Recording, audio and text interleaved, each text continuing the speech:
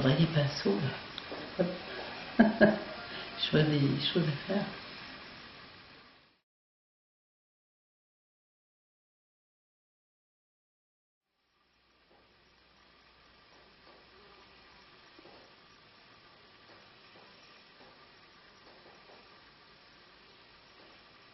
Ce projet est arrivé en même temps que le projet d'exposer à l'histoire, mais tout de même c'est une vieille vague de fond qui est revenue, qui date sans doute, comme tout le monde, les moments difficiles, c'est l'adolescence.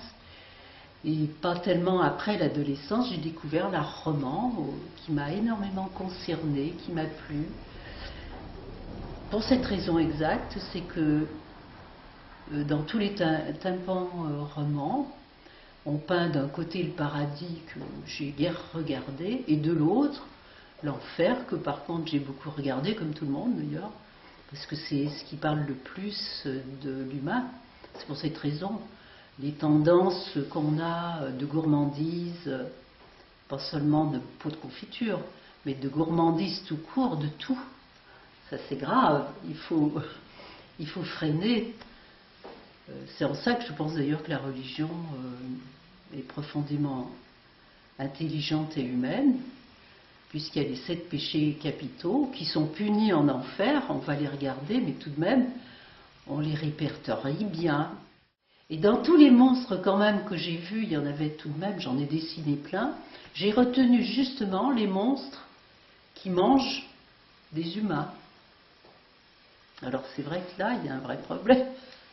J'en suis très consciente, au point que j'ai même transformé ces monstruosités, qui auraient pu être beaucoup plus horribles et insupportables, je les ai transformées en scènes quasiment agréables, voire érotiques.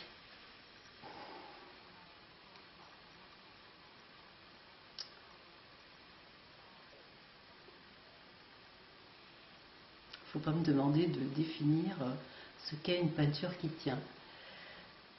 Mais enfin, je la regarde en me demandant ce qui ne doit plus y être, ce qui peut rester. Il y a des tendances duelles, contradictoires, que j'essaye de réduire. Si par exemple un visage ressort trop, j'essaye de le réduire, qu'il soit là sans être là. J'aime bien cette demi-mesure. Justement pour le bain indécis, dans l'indécision. J'aime bien l'indécision.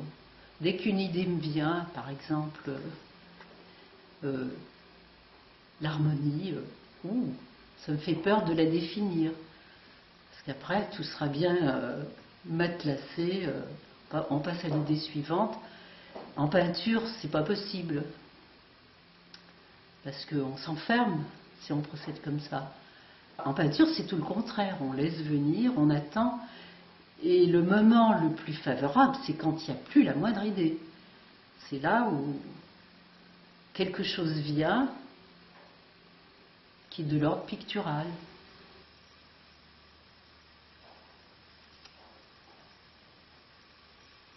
Que ce soit l'aquarelle sur nature, sur le motif, ou bien après, à l'atelier, les agrandissements. Quand je fais ces agrandissements, je tente le diable sans arrêt. Le diable, pas celui-là, l'impossible, la transgression.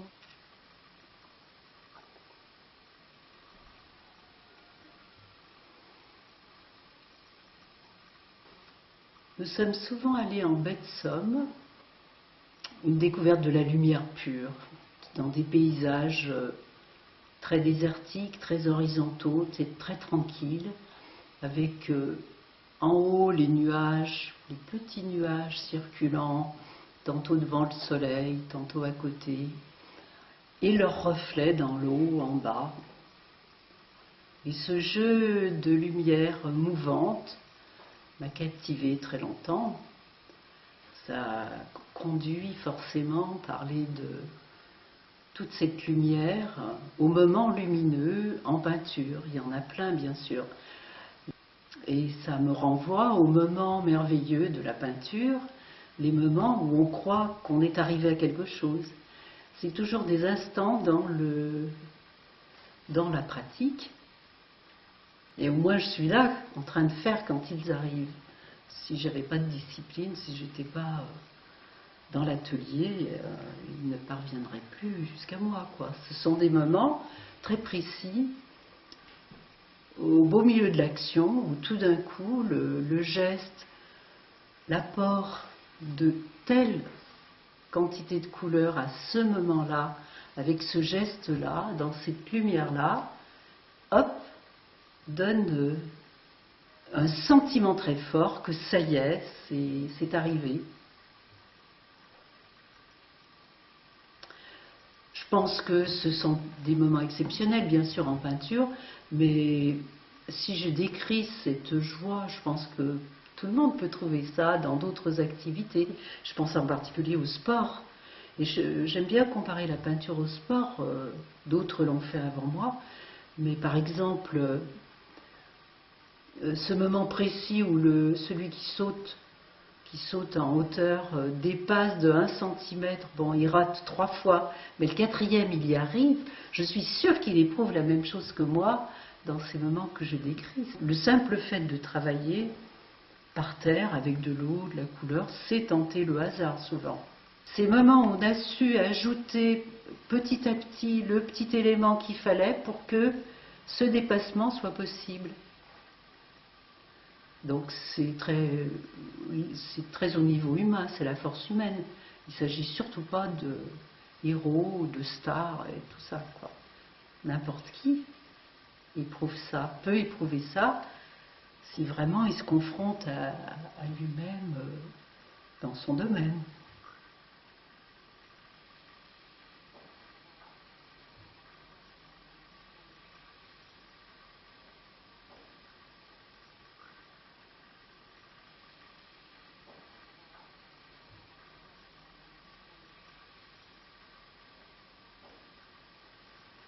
Par exemple, l'effacement.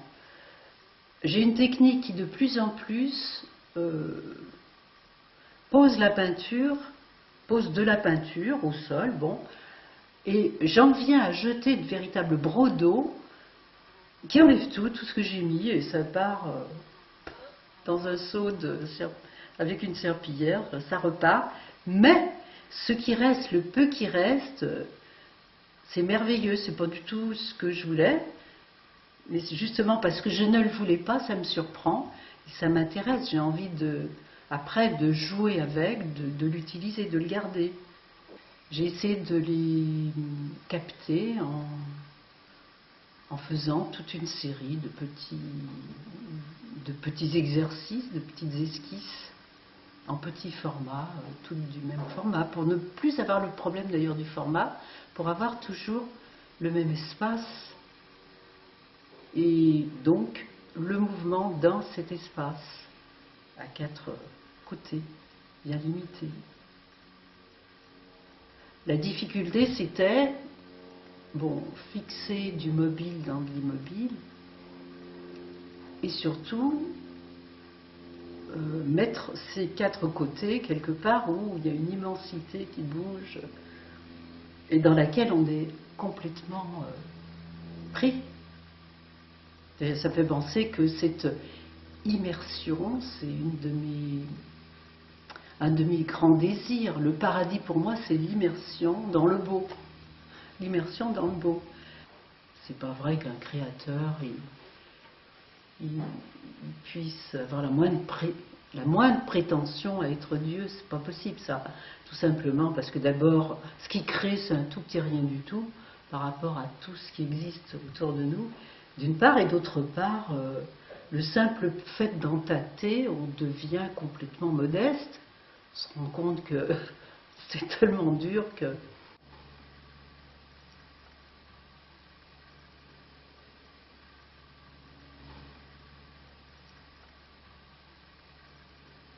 Là-bas, dans le fond, il y a peut-être le loup qui m'observe.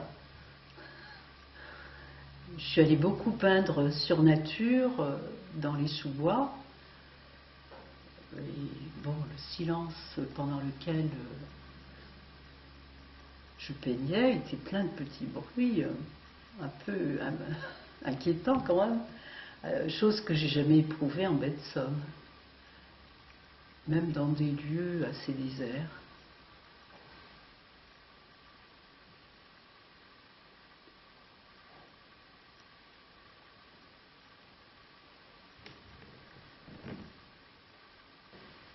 On m'a fait remarquer un jour que mon diable, là, pas de sexe, on me le fait remarquer.